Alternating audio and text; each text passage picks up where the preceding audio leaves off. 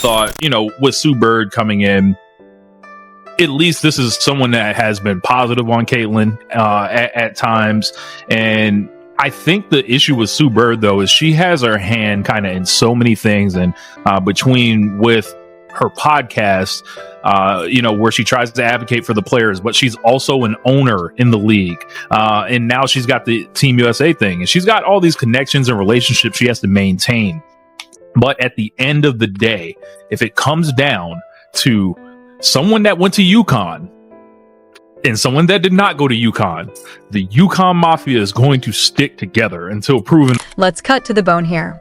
Team USA has just engineered what might be the single dumbest, most avoidable disaster in women's basketball history. And trust me, it's the kind of mess you can't tear your eyes away from.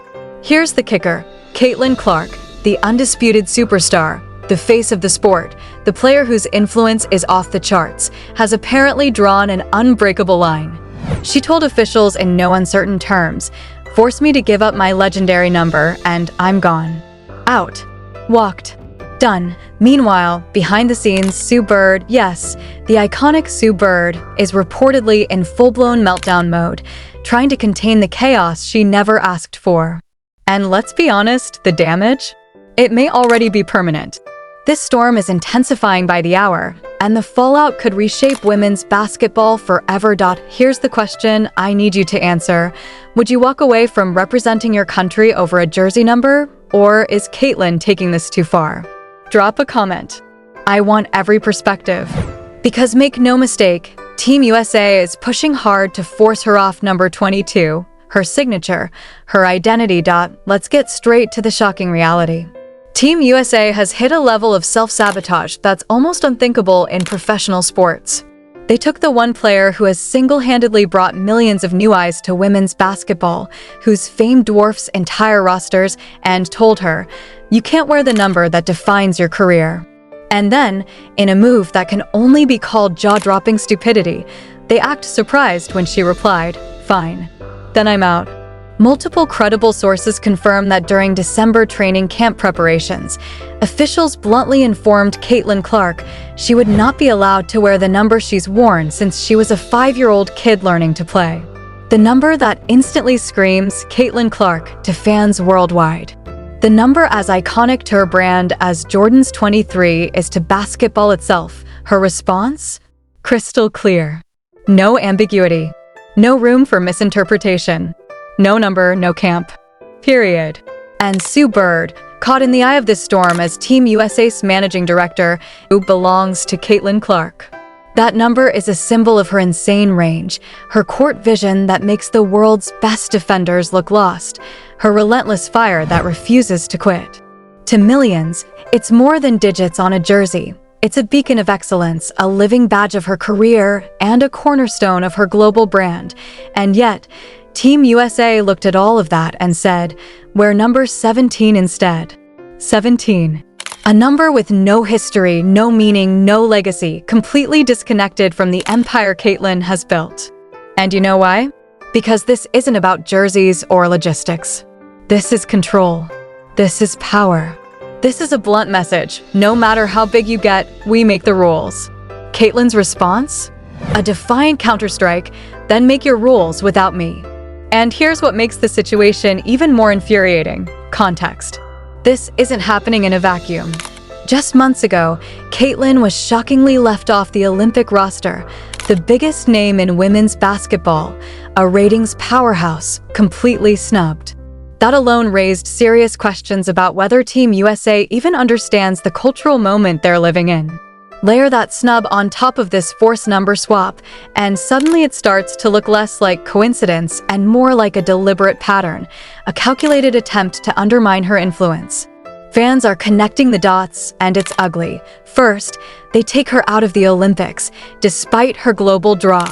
Now, they're asking her to abandon the one thing that defines her brand. Suddenly, it's crystal clear why so many see Team USA as uneasy with Caitlyn's power. She's bigger than the league, bigger than the program, and institutions rarely adjust gracefully when the power dynamic flips. Then there's Sue Bird, stuck in the middle like a captain trying to steer a ship that's already on fire. As managing director, she handpicked this training camp roster. Her role? Manage relationships, build the future, ensure dominance. Instead, she's drowning in a PR nightmare her own organization created. Sources say her mood swings wildly between frustration and panic as she scrambles for a solution that won't make things worse. She's trapped, and the chaos is on full display. And here's the brutal truth. In this standoff, Caitlyn holds all the power. Every ounce of it. She doesn't need Team USA to validate her career.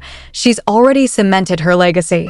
She shattered records at Iowa that may never be touched, single-handedly boosted WNBA ratings, drawn in sponsors, mainstream media, and attention in a way no player ever has. Why would she compromise her brand to play for a program that clearly undervalues her? Team USA, on the other hand, is staring down total disaster if she walks. They lose their biggest star, their cultural relevance, the millions of fans who came just to see her, the media spotlight, sponsorship dollars, and the narrative of American women's basketball entering a new golden age. Caitlyn leaving? Catastrophe. And Sue Bird knows it. That's why she's panicking. Then came proof. The official training camp roster drops. Caitlyn is listed as number 17. Black and white. No rumor. No speculation. They forced it, and here's the kicker. Look at the roster. Number 22? Empty. Completely free. Right there for the taking. They could have avoided this mess. They chose not to. They chose the fight. They created a storm. And now they're trapped in the chaos of their own making. This isn't just about one player or one jersey. This exposes a systemic issue in women's sports. WNBA athletes have fought for decades against being undervalued, underpaid, underappreciated, even while fueling massive growth. Treating the most iconic player of her generation like she's disposable only reinforces the systemic disrespect women athletes have fought against. It ties directly into the heated collective bargaining agreement negotiations and the looming possibility of a league-wide lockout. Players are done being grateful for scraps. That's why this isn't just a number. It's about respect, recognition, and acknowledging that Caitlyn has earned the right to stand her ground. She draws a line, declares this non-negotiable, and she's not a diva. She's demanding the respect she deserves in a system that has spent decades trying to control her. And people are noticing. Sure, other stars like Aya Wilson or Cameron Brink have worn 22 before, and that's true. But historically, that's never sparked executive intervention. Players have handled it themselves. All-Star games have seen multiple players eligible for the same number, and they've sorted it out like adults, without heavy-handed interference. The professional way? Let Caitlyn and AA have a private conversation if there's a conflict. Simple, respectful, effective.